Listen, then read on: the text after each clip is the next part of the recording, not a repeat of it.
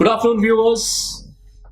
The first interview which the Dateline Gujarat did was to demystify the process of demonetization when it was announced by the Prime Minister of India on the 8th November 2016. There was a lot of voice on the social media, and to demystify the process of demonetization, beyond the voices on the social media, we had talked to Dr. JayNarayan Vyas. The interview was done a little bit in a darker phase because at that time there was no clarity as to why this move has been all of a sudden, why the notes of 500 rupees and 1000 rupees have been demonetized.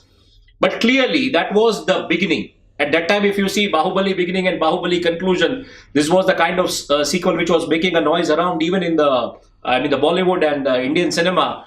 So that was the beginning. What we say, the interview, the first interview which we did with Dr. JayNarayan Vyas on demonetization was the beginning, where he had clearly outlined three things. One was that the Indian parallel economy, or you call the black money economy, was not at par with the global benchmark or the kind of component the parallel economy component has in the Western world or the Western countries. It was much beyond that. Secondly, what he had said was that be ready to face the hardships. This interview is already there, which we had done on our YouTube handle, on our Facebook, and he had clearly said that be ready to face the hardships. And a third and a very important observation which he had made, where we asked him a question and he said that government has a mammoth task ahead, and government has definitely taken a lot of things into consideration before announcing this move of demonetization, and there can't be a kind of a hasty move when you are talking of demonetizing or putting down or demarking the currency, which was almost in tune of 18.5 lakh crores in circulation in denomination of 500 and 1000 rupees.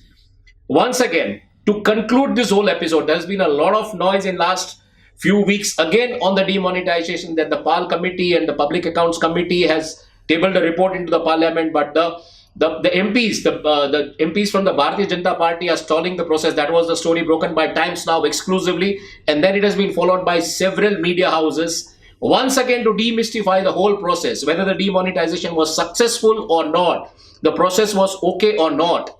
Once again, we talked to Dr. JayNarayan Vyas, and what we ask him is, Dr. JayNarayan Vyas has been somebody who is an economist, a thinker, who has been a tourism and a health minister in the Modi regime in Gujarat, one of the architects of the successful Kuch Din To Guzariye Gujarat Mein campaign involving Amitabh Bachchan. So we talked to Dr. JayNarayan Vyas, who will demystify the whole process and tell us whether demonetization has been successful or not. So we asked Dr. JayNarayan Vyas, welcome to Dateline Gujarat. You're live on the Facebook page of Dateline Gujarat. And so, first question, what I would like to ask you is that, how do you see this now from here? See, now the picture has unfolded. And despite that, there are number of views for and against being expressed. That itself shows how complicated and complex the issue was. And I'm sure for many years to come, this issue is not going to die down. It's going to be one of the issues, as far as Indian economy is concerned, in debate off and on. Now, let me say why I say that. You are talking about one of the basic motives behind this demonetization. That was curbing the black money. The second was the control on the terrorist activities and the issues like that. I think the task is so mammoth. And to say that black money is only in forms of note itself is something which is absolutely wrong. If you look at the investment avenues in which black money is hoarded, the first comes residential buildings and real estate, followed by the land plot, the third precious metal, the fourth diamond and gems, the fifth Benami investment, the sixth stock market and the investments in the stocks, and now much talked about the coca companies and the kind of penny stocks and Ponzi companies. The sixth is stock in trade. If you are in a business, your stock in trade is any day adjustable, and that's how it is cleverly done when the balance sheets are prepared to show or not to show the profit. The seventh is the assets that you hold. The eighth is foreign holdings. It was once upon a time, you understand, one major issue which was being talked about, the black money stacked abroad. So that is ninth is the Cash. cash. So you are attacking a minuscule segment of the black money. The giants are somewhere else, and here you are talking about something which is attacking the cash for search of the black money. Obviously, therefore, the motive is good, the intentions are noble. When you talk about curbing the black money, I think if you look in the terms of jurisprudence, the intention, the motives is absolutely in place. It is fine. It is correct. But then the issue is, India is one of the countries where the cash in circulation is the highest. India is amongst the highest levels of currencies in circulation. That is about 12.1% of GDP. And this has, let us now, when we talk about from 12.1%, it has brought down to 1.8% less cash in circulation of the GDP for various reasons. I don't say it is only because of demonetization, but the fact is that the cash in circulation as percentage of GDP has been reduced to 1.8%. By 1.8%, to that extent, it becomes accountable. 1.8% of GDP is not a small amount as such. But when you look at it in a perspective, that almost every year in this country, 30 to 35 lakh crores get added, and 50% of the country's GDP is what you are talking about, the size of black money economy, then it is not that substantial.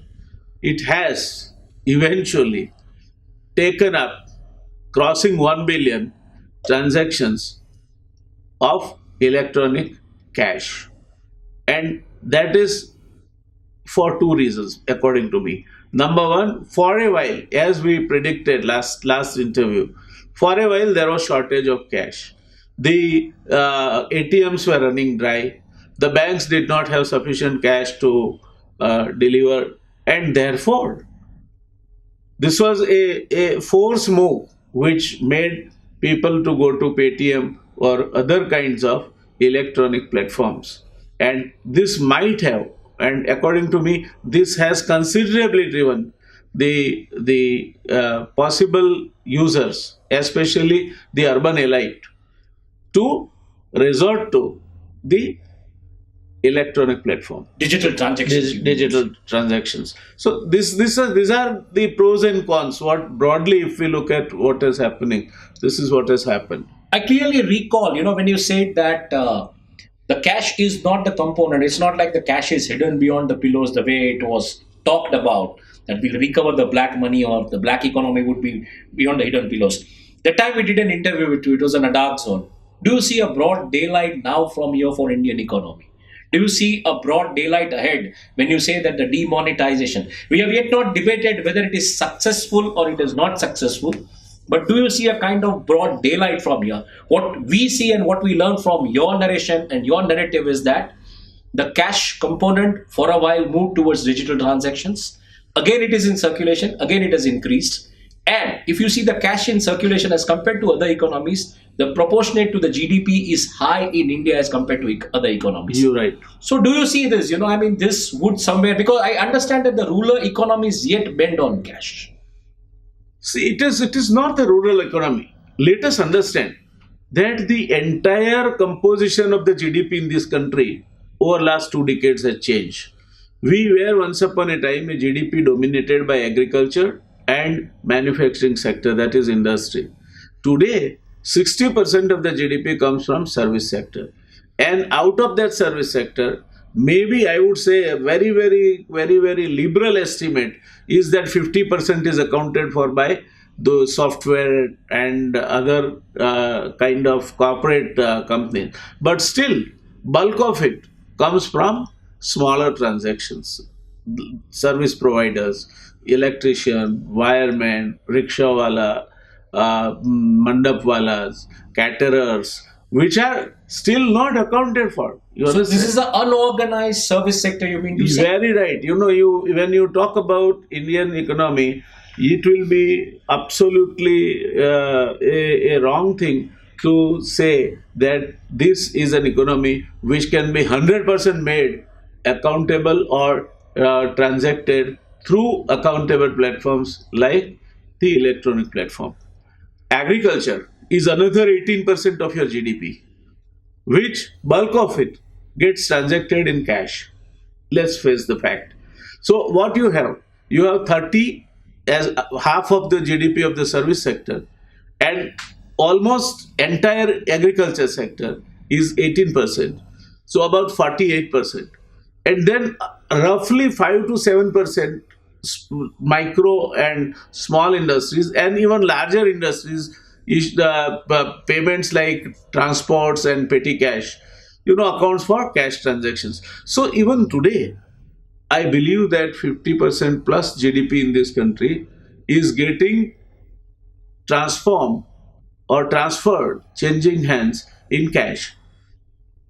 So very clearly, I mean, again, the same thing. Do you see a broad daylight after this post-demonetization exercise? See, the country is going to move on. If we, let's go to the 1820 era, where India and China put together accounted for more than half the GDP of the world. Then the Europe and Latin America and America rose, and by 1980, India and China accounted for less than 10% of the GDP of the world. Now again, there is an upswing that today India and China put together account for 33% of the GDP of the world. So these two economies are going to rise. Indian economy will rise if it is permitted to rise, I would say so. So these kind of resistance, or basically kind of adjustments, if don't happen in economy, you mean to say this may rise to a certain extent? I won't say resistance. Kinks are bound to be there when you are making any policy change or changeover. There are going to be kinks which will affect the economy. But by and large, India has the great advantage that we have the largest free market in the world. If you talk about, very few people know, we are always mesmerized by the glamour of the larger industrial complexes and all that.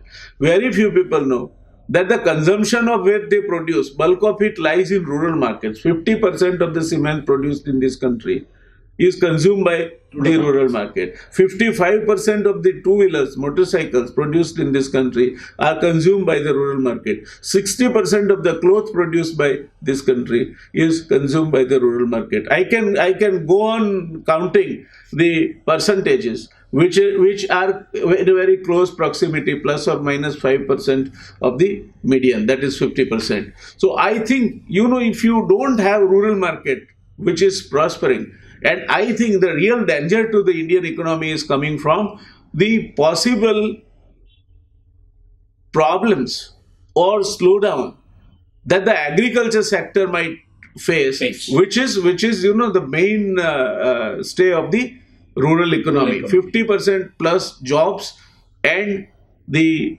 275 million tons of food grains, second largest production of fruits and vegetables in the world, and bulk production, number one production of milk in the world, as well as leaving behind Brazil now, the sugar production in the world, Okay. comes from these people.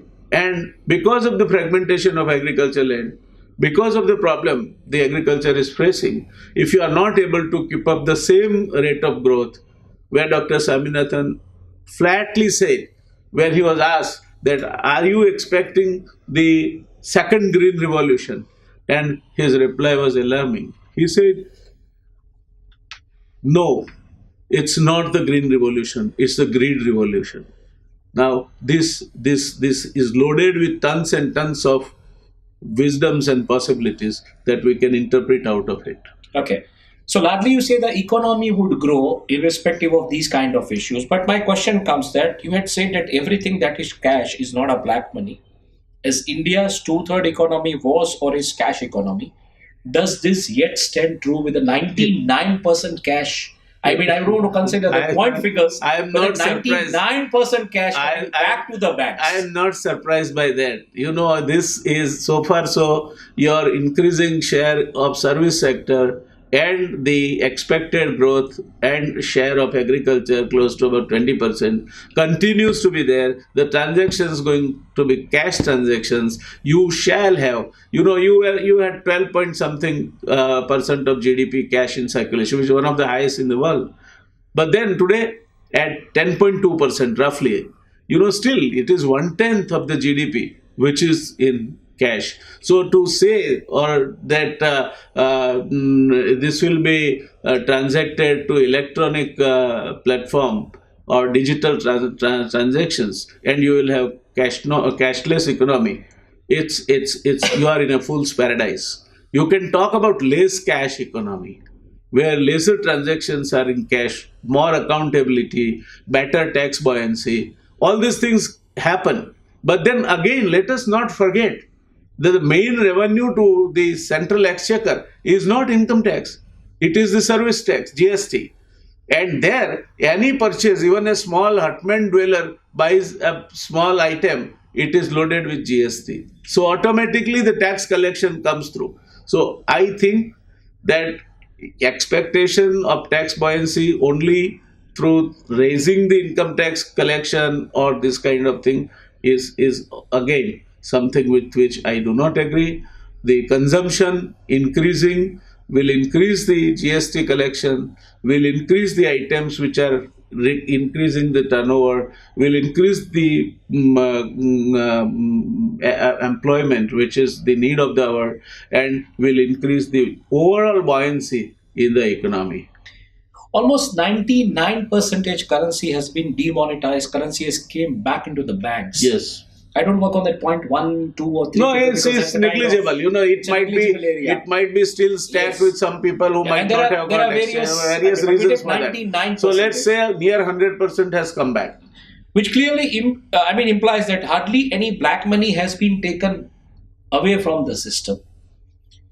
What is your take on the same? When you know there is yet some unaccounted money lying with several cooperative banks, with several, institutes, with NRIs, with countries like Nepal and other places where the currency was used. So if you take this into consideration, do you see this would cross the 100% figure?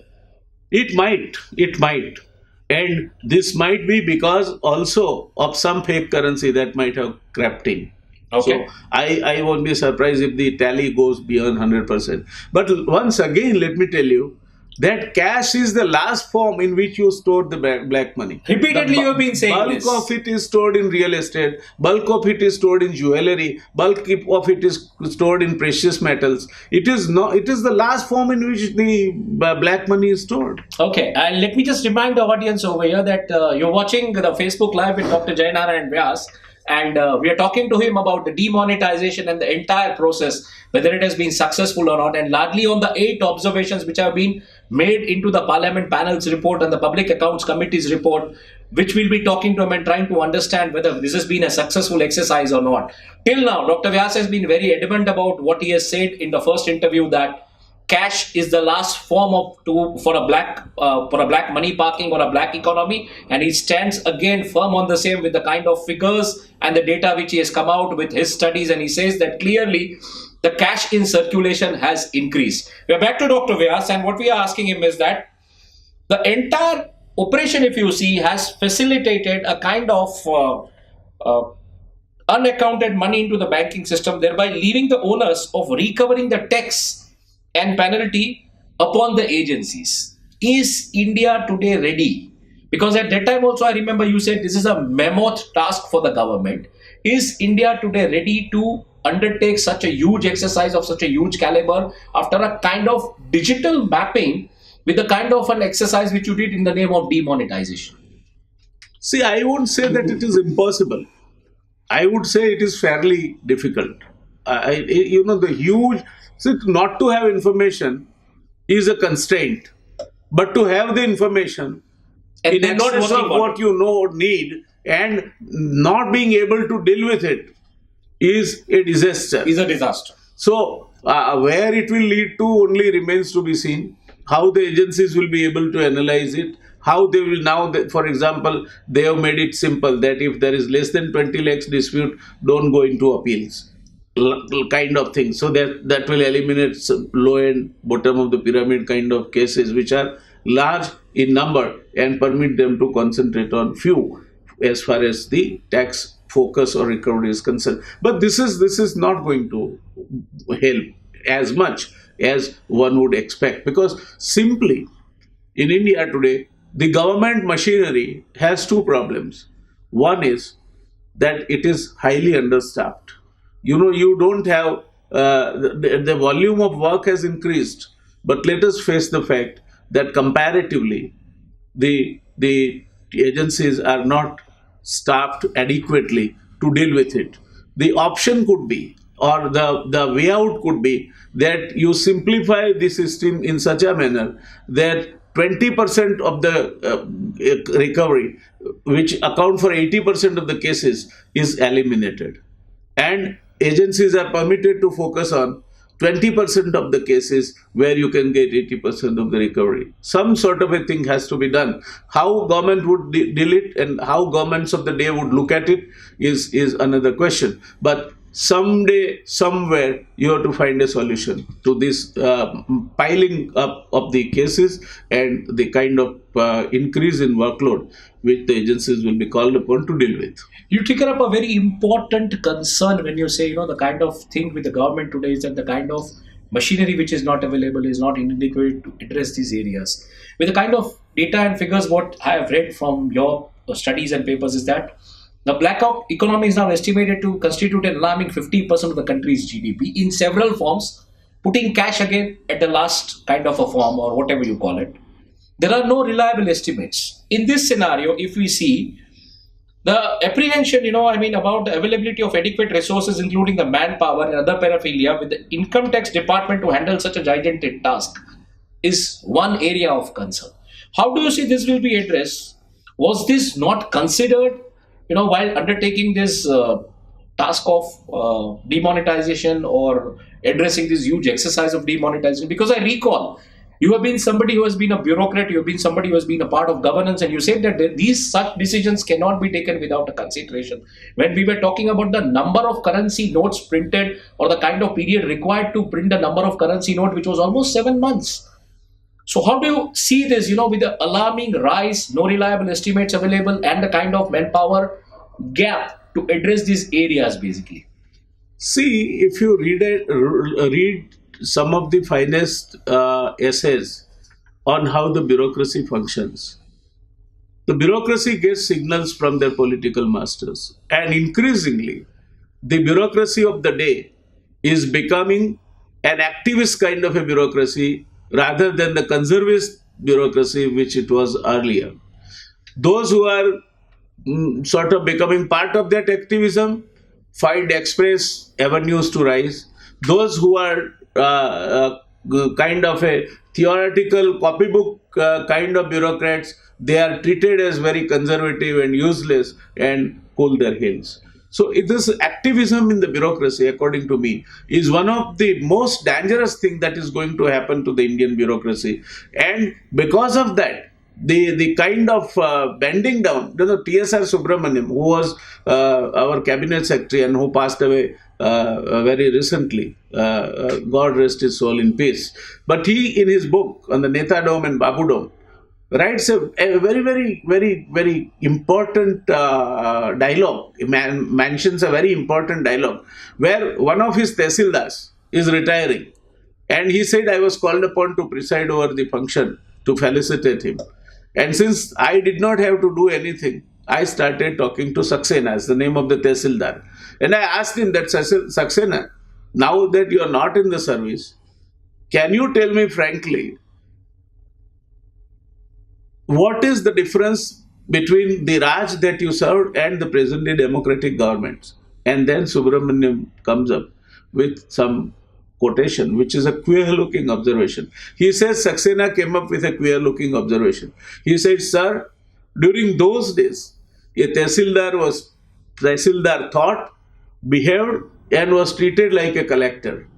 In the present day government, a collector thinks, behaves, and is treated like a tehsildar. Now, he says this happened in 1966. I do not know what would have been his words if Saxena would have continued to see the present day government. Increasingly, bureaucracy bending down their knees or buckling to their political masters, has lost the capability. Perhaps we have some of the finest bureaucrats in the world, but those who are now expressway travelers, they do not want to be the truth tellers. They do not want to be the people who would stand up and say, sorry, sir, sorry, Mr. Minister, this cannot happen. They have become yes minister kind of bureaucracy. So you mean to say they are not following the rule book, but they want to be politically correct? I doubt. I have been seeing the bureaucracy over the last 20 years. There is a considerable erosion in the quality and the kind of compliance that they have been making. But there were kind of concerns which you have raised, with no reliable estimates, of course, that 50% of the country's GDP. 32 to 35 lakh crores every year. Yes. Exactly. So this is the amount. It's a huge amount. It's a huge amount. It's double the amount which you actually demonetized if you see otherwise. Yes. Right? Yes. So in this scenario, how do you see the bureaucracy will really address this? You talked about the bureaucracy. See, the bureaucracy is not following the rule book. It is following a footsteps to be politically correct. So in this scenario, how will the bureaucracy really address this scenario? See, let us understand there are two stakeholders. One is government. Government has to earn the revenue. The other is the public at large, the creators of the wealth. Now, why don't you have some dialogue with them and create some out-of-the-box kind of a thinking where this kind of investment, which you say, for example, I'll just give you off the cup observation. You are having huge shortage of residential houses.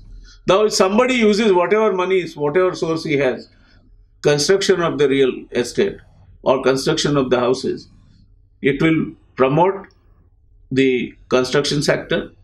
It will also invest money which the government is falling short of investment. And ultimately, that is not going to go down as the black money now. Yeah, there are several check marks and several benchmarks. You will have to tax and the beating with the stick all the time is not the way out. Okay. The tax collection will be more if you have some out of the box kind of a thinking, and I think that is precisely where we need to focus on, and the Indian Finance Ministry and the economic advisors have to think about. Friends, till now we have been discussing with Dr. JayNarayan Vyas on our Facebook Live about the outcome of the demonetization exercise, and the conclusion till now what we have talked about him is that the cash component has increased and it is almost 32 to 35 lakh crore, which is double the amount as compared to what was demonetized. Number one. Number two, with a 99% cash coming in, we don't know as to what extent this exercise was successful or not, and the kind of roadblock which we have in terms of bureaucracy, which wants to be politically right and not right according to the rule book. So how will this be addressed? Because there are no reliable estimates, but Dr. Vyas clearly says that the 50% of the country's GDP, we have an estimated alarming constitute of black money or the parallel economy running in, which was, what I understand, was 24% when we did this interview before 2 years in India. This has gone to 50%. almost double. So my question now comes again over here, Dr. Vyas, is that how do you see basically, this demonetization or the tax or the digital foot, your take basically with, black component increasing in the economy See, and GDP cracking by 1%? if you look at the objective is not bad to remove or eliminate to the best possible extent the black money from this country. I think focus was wrong. The cash is not the only component; it is the least component amongst the possible avenues in which the black money is stored. As far as the digital platform is concerned, I think there is an increase. One can say that it has gone past 1 billion users. Nice. It's a very happy thing. It facilitates using of the digital platforms, less cash to that extent, more sort of accountable things happening. But if you look at the total number, that the possibility that you have, I think it's a long way you have to travel. This has happened, as I perhaps think, that during the time when there was a cash crunch, when the ATMs were running dry, when the banks were having shortage of cash, people have gone to the digital.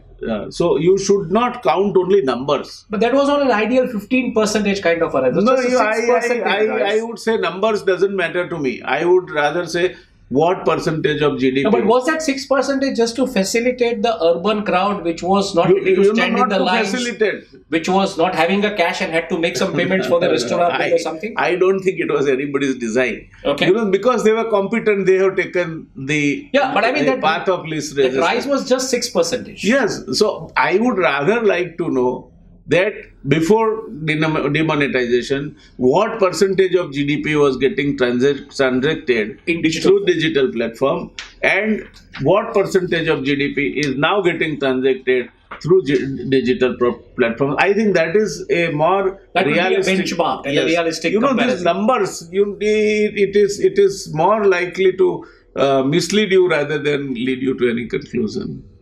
But having said that, the way you narrated it rightly, that the GDP had taken a toll, that's a fact. There has been some green shoots, of course, in last one quarter what the government is telling. But the wage and trade losses, if you see, the large unemployment in the informal sector has disrupted mainly rural economy, but was all due to the fallout and a severe shortage of cash in the system. You had clearly pointed this thing in the past interview, saying that, cash component in the rural economy, the agriculture sector is something which is vital. It was a kind of a oxygen or a blood to keep that economy reeling the way it was. Now you give a more flashlight even on the service sector and the kind of small payments made even to probably a cobbler or a man who is ironing your shirt, or you take a auto or whatever kind of services you consume. So how do you see this? On one hand, a dent in 1% economy, rise in the rise in the parallel economy almost doubled, and the kind of job losses. So you have to understand one thing very clearly. Any change, whenever implemented, the first reaction is that it is resisted. No change you will find is implemented without any resistance. Second, the initial impact could be that this resistance might have some unpleasant fallout effects. The queues for exchange of notes, and I tell you that they were not black marketers. They were not people who had black money who were standing in queue to exchange notes. But then it does matter when people die. So it has some unpleasant fallout effects when you are implementing any change. So I would say that any change is resisted. Any change once implemented might have some fallout effects which are not so pleasant. But coming to the consideration and coming to your statement regarding Indian economy, I would not entirely blame the demonetization. Okay. It must take its part of the blame where it is due. But if you look at the bank NPS, Sure. I have the figures.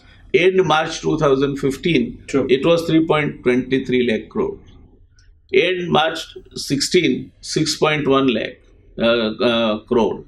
And in March 18, 10.4 lakh crore.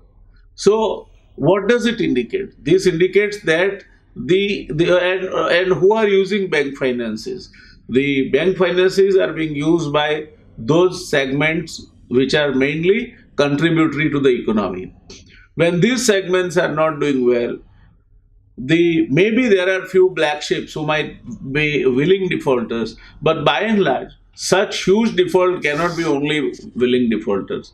So this is an indication that economy was already going downslide, and therefore to blame demonetization solely for the loss of GDP by 1% or whatever Dr. Manmohan Singh said 2%. At least it is heartening to now see that it has been around 1%.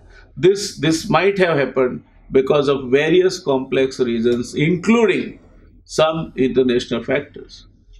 So the sideline triggers, if we don't talk, I mean, NPA is one area which you try to address, and you said that NPA, somewhere the way it has been, the data and the numbers have been, somewhere demonetization did really not help to address the NPA.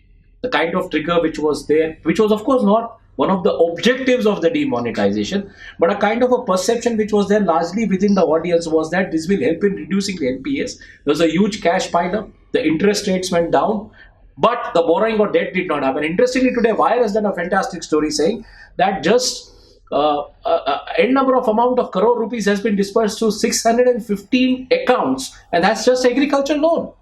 And these are corporates to whom this loan has been dispersed. So how do you see this, this hidden agenda? I mean, the narrative definitely was to curb the black economy, to curb the counterfeit notes in the system, to curb the terrorism. Nothing of that has happened.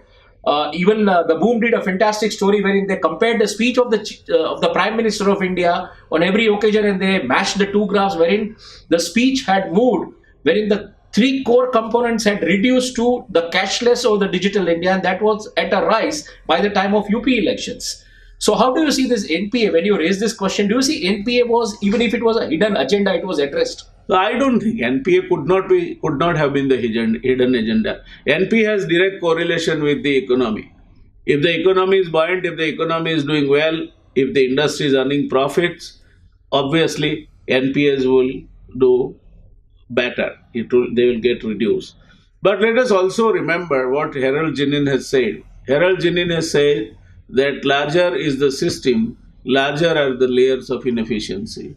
So what you quoted is one of the glaring examples of how some people, very worthful and very capable, have found a way to deal with these layers of inefficiency in our Indian economy and make the most out of it. So these 600 or 700 people who made corporate companies and took the best out of the agriculture policy, I think these are the people, not all of them, but quite a large number of them. They were experts and had the necessary wherewithal and the competence to feed the system. We have become a system which relies more on figures rather than any other assessment. So to feed the system what they accept as their feed and make the best out of it.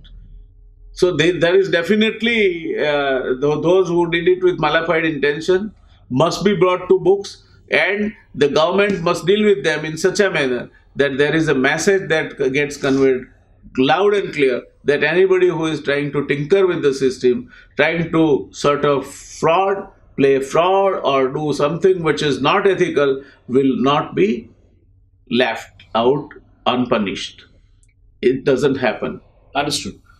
We'd just like to again take a call on this, that we're doing an FB Live with Dr. JayNarayan Vyas. He's demystifying the whole process of demonetization, what we call the conclusion, because the one which we did earlier before when the demonetization happened, that we call is a beginning, and this we call it a conclusion. So this is going to be a kind of a conclusive final word, and this brings me.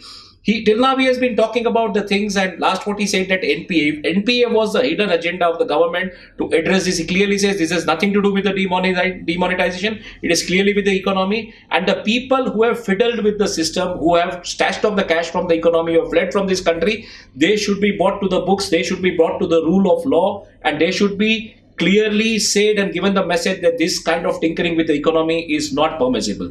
This puts me to one another question, Dr. Vyas, is that NPA was one area. If you see NPA and if you see the another area, that is the cost of printing the currency notes, the cost of calibrating the ATMs. I mean, 1% of the black money is yet accounted, but with the kind of things which we said, we see that more than 100% will come back. So how about this cost? And I am sure you had talked even about this. We had said that, with the kind of data which was given by Dr. P. Chidambaram at that time, and we had debated on this also. And we said that it would take 7 months to just print that 21,000 currency notes. So this cost of printing, cost of recalibrating ATMs, the kind of stress on the banking sector with the NPA burden. How do you see this? I mean, I want a very good explanation for the viewers. My reaction is divided into two compartments. The Gujarati માં જો કહું તો સોના કરતા ઘડા પણ ક્યાંક I won't buy that. Okay. I won't buy that. My reaction is divided in two compartments. Number one, yes, those figures of currency printing cost and other costs which you are saying are costs. Number one. Number two, where I do not agree, is that these costs need to be spread out. You make any investment in an industry or any venture, you are spreading it out over a reasonable period, by which the entire exercise gets neutralized. So to put that cost straight away and sort of percentile workings of it and then comparing it and then saying that this is what, I do not agree. It is a long-term measure, and therefore the expenses also which you incur for that must be spreaded out on a reasonable time line. It will be improper and unjust to say that this expenditure which is made is today only, and today only. It has these notes are not going to vanish tomorrow. So till such time you are going to use these notes, the cost of printing them must be accounted for and spreaded over that period. Having said that, I mean, there could be more economic costs arising out of the demonetization which have not been possibility yet factored by the government. What is your take on that? Well, there are a number of things which you can narrate out. But to say, once again, I'm telling you that to say pinpointedly that this is because of demonetization will not be possible. Let the analysts come out with any theories. These theories will always have the kind of other side, and you will always be able to punch holes in their armory, because demonetization is one factor. Today, what is happening world over as far as the economy is concerned, the rising cost, the weakening rupee, the economies of other countries not doing so well, economies of China itself going through a rough weather. Turmoil. This is something which you cannot look at it in isolation. If you are in a globalized era, anything that happens anywhere on this globe is going to affect you. Its scale might be lesser or more. But I remember this. This again brings to mind that question which I had talked at that time, that China depreciates its currency and there is impact, there is a spillover across the world. India just puts out a note which is in practice, in use, and there is impact within the nation. We as an economy, as India as an economy, are not insulated to the global economic and financial problems and global and economical financial crisis. In that scenario, how do you see this decision of demonetization was a justified one? See, I would say on the other way around, we are an inward-looking economy. If you look at our part of the world trade, it is less than 2% always. On the other side, you have huge internal markets which keep the Indian economy going. If you look at pharmaceutical industry, we are third largest in the world in terms of volume, but 13th in terms of value. So we have the market. This market is so stratified that you have a room for 500 rupees shirt also, and you have a room for 15,000 rupees shirt also. Sure. So Indian market, which is single largest free market in the world, offers so much an opportunity to Indian economy and Indian manufacturers. In fact, in a way, it is insulated that way, that you don't have much to worry about depending upon the foreign currency or the happenings elsewhere. We will have our inner consumption. What all you get influence with is 2% of your world trade, by and large.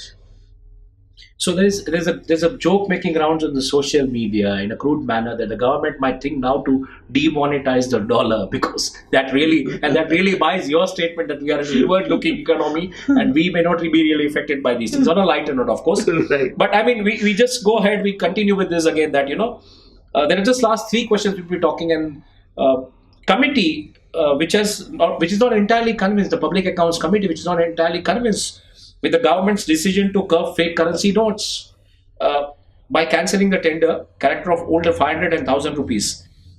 Why such disparity between regulations? The government and the committee does not mean that the move was a thoughtful one, or is it that the kind of the kind of brainstorming which is happening now when the people are realizing that this was not a thoughtful move? Like, you have a clear cut take that you just can't blame demonetization. There could be other external factors. On that note, you even say that India is an inward-looking economy, so you need to have the kind of recalibrations within. But then, do you think this was not a thoughtful move? See, we follow Westminster model, and there are some advantages. There are some now distinct disadvantages also emerging out of this model. Okay. These committees of the Parliament or the Assembly are basically formed so that they have a lot of time to look at some issue of importance. They have across the party presence. Members are not guided normally by the political views which they are constrained to observe in the Parliament or the Assembly. And they can also have the benefit of experts whom they can call, and also the government officers or the ministers whom they can call as witnesses. This is the best part. That look at the objective and formation of the committee. It is the best thing. Of late, the public account committees, I am not blaming any political party. Increasingly, we are becoming a democracy which is so tightly compartmentalized and so fractured that whatever you are doing has, to some extent, some sacrifice of the reality. So if you have somebody who is heading as the leader of the opposition or leading member from the opposition, a committee, obviously his party will not permit him, even whatever. And I am not passing any observations on the Public Accounts Committee. Let me be very clear. This is only an academic analysis of what I have seen. So somewhere, some political hue and color comes into working of these committees also, number one. Number two, any issue you take and put it under microscope, no issue is going to have 100% favorable things. There is also other side of the coin. And if you focus as Public Accounts Committee or opposition on the other side of coin, I think there is, again, the ruling party focuses only on the favorable sides. The opposition focuses only on the other side. The victim is the objectivity. The objectivity is sacrifice, and the people who stood in the line. The loser is the nation. And the people who stood in the line, the honest people who stood in the line. The stakeholders. And the stakeholders, yeah, very true. So, do you mean to say that even these Public Account Committee are like, they're not following the rule book, they're trying to be politically correct? I won't say that. I've got no business to pass any value judgment on them. But this is what, to my limited understanding, and having been part of such committees earlier, having seen some of the reports of such committees being stalled, being presented, I think this is what this stands seems to be happening. Finance Minister Arun Jaitley has been very vocal in his blogs, advocating that the demonetization has increased the number of taxpayers, has increased the tax collection. I just want you to explain to our viewers and readers what kind of a correlation does a demonetization exercise and a tax collection have? I tell you, there are two things. Number one is, first of all, you will have to discount the increase in tax collection by the increase in GDP. Okay. Obviously, when there is an increase in GDP, proportionately, so you have to talk about incremental increase. And when you talk about incremental increase, maybe only one factor responsible for that may not be the reason. Even if demonetization was very, very benevolent, it would have been all everything positive, and the economy was not doing well, or there is a war-like situation on the borders. The tax buoyancy would have disappeared. So there is And no. as you know, so you mean to say there is no correlation between the tax absolute number of correlation. tax No, I number won't- of tax I- payers increasing and the tax collection going up and the demonetization. There is some correlation, but there is no absolute correlation. But even this is, don't you see this is plugged with a little kind of exercise which has been happening, the corporate insolvency resolution processes, or the kind of coca companies going out of the economy, the real kind of contribution coming in. The country more moving towards, because when I study the indices of the stock market, what I see is there are a few companies which really have a kind of bandwidth today to kind of address, to kind of deliver, or whatever is perceived in that context. See, I have been a student of the stock market for almost last 4 decades. Okay. And one thing I have always quoted, that the stock market hardly moves on reality. Okay. Stock market moves either on expectation of something favorable or expectation of something Not adverse. So though it is barometer of the economy, stock market moves more on the hope or despair. But then this correlation between the demonetization, number of tax collection increasing really does not stand the way it is. Stock market cares 2 hoots for this. If somebody who are major players feel that this is the move which is likely to be very favorable to these industries, automatically, even before the day the thing is announced, there will be the shooting up. Sure. So, I mean, the correlation between the demonetization and Absolute the number of tax collection or the tax payers increasing, I will not say. or it lacks an explanation at this stage. That's what we can. I would say it lacks the explanation. Apart from that, I will not say for one as any one reason except the fear of war, natural calamity, or some major events, and their fear, like Fed increasing or decreasing their interest rates. It doesn't impact the stock market. I mean, there is no correlation also between this demonetization. So, I mean, yet it is not established as such. The way finance minister has been. It will never be able to establish. Okay. You will never be able to establish. I'll just take once again to the viewers, and we're talking to Dr. JayNarayan Vyas. He's demystifying the demonetization. We have read the last question, and the conclusion of the kind of discussion which has happened till now is that demonetization alone cannot be blamed for the crack in the economy if it is there. Demonetization has no correlation with the number of taxpayers increasing or the tax collection increasing. If this is a kind of explanation, this needs a more broad light on this, and explanation which needs to be explained in a little broader light by the finance minister. That's what the take. Dr. JayNarayan Vyas says. He has clearly said that the cash component has increased. The cash in circulation has increased. It has gone almost double to 32 lakh to 35 lakhs. The component of the black economy or the parallel economy, practice today in the Indian economy has increased from, which was 24% in November 2016-17, which has gone to almost 50%. Of course, there are no reliable sources, and he clearly says that the bureaucracy or the government, how it would address it, it is a big question as of date. Now, with this discussion, we reach to the last question, and then we'll make one very important announcement. So the last question, Dr. Vyas, is that discontinuing all other external forces, including the cyclical commodity prices, mainly the oil, of course, because we are an oil importing economy. To import oil, again, we buy dollars. So again, we are an importing economy in terms of currency also. And whatever earnings or savings we make, again, we buy and save it into a component or a commodity, which is again imported. That is good. Additionally, to stabilize the rupee, we sell dollars.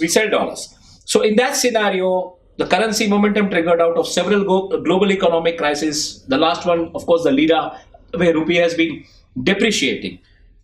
How do you see the common man surviving the double impact of demonetization and GST? Because today's headlines in the Gujarat, specifically if you talk of the Gujarati media, is that there has been raids of the tax authorities sensing 1,000 crore scam of bogus billing and Benami transactions. So these players are not out of the game. Surat, the data which says 88,000 crore rupees gone into bitcoins. So how do you see now a common man surviving amidst this all See, situation? this is, I would always say, this is basically a gambling instinct that drives the human being. Okay. Those, as I told earlier, those who are wrongdoers and habituated wrongdoers must be dealt with absolute strictly. This is not happening. Those who have larger means at their disposal have also larger capability to hire better brains and fight the cases right up to Supreme Court. They have more political influence to influence the powers those be, and maybe either wriggle out of this problem or migrate abroad. In all these things, what is worrying me is the migration of the value worth people. It is said that last year, close to about 10,000 people. 27,000 millennials, what they call, Yes. have migrated out of this country. That was the data, I mean, which was published. So I was talking only about USA. True. So if they are going out of this country, this is a signal which has to be taken very, very seriously. When a person who has worth and who is migrating, not only with his worth, but his expertise also to other countries, once upon a time we cried hoax or brain drain. And that brain drain is America's gain today. What you see, Silicon Valley to everywhere, NASA, based in IIT boys and based in graduates elsewhere in this country, they are working for them. Now, this is additionally wealth drain also. Exactly. Now, This is not a brain, this this is a wealth is drain. happening. This is very, very serious, and this alarm bell must be interpreted very seriously by the Niti Aayog, which is in charge of reading the economic environment and advising the government how to deal with it. Mr. Rajiv Kumar and his team, they must take a note of this. They must also look at the actual happenings and why a common man is not happy with the things that are around him. Yep. I think there is a need for a clinical look at the Indian economy very objectively, and then honestly planning the steps to improve it and implement it. Unless this happens, the inequality gap. There is an inequality report between 1974 and 2014. That is 40 years. The top 40%, the bottom 50%, and middle 40%. Their income in this period of 40 years has increased barely close to 90%. Whereas the top 10%, their income has increased by 700% plus.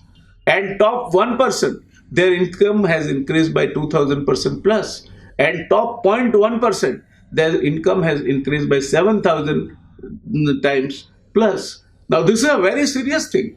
So the richer is becoming a richer. Income differential, the way it is going up, you have the what are you talking about? 90% of this country, if their income in last 40 years, 1974 to 2014, if it goes up only by 90%, and the top 10%, 700%, and then top 0.1%, where are we going? So you mean to say the richer is becoming a richer and a poor Has become a rich is becoming richer, and richer is becoming richest. and the poor is getting Poor and middle class, they are more or less just floating around. True. Sure. Both are, with all the beneficiary schemes and what all we talk about, the lower segment also, nothing much seems to have happened in last 40 years. What all we talk about, the salary earning class, that honest taxpayer class, which is the middle class, nothing seems to have happened with their upliftment anymore. It's very dangerous situation. When It's a you very have dangerous situation. 10% versus 90% in this country.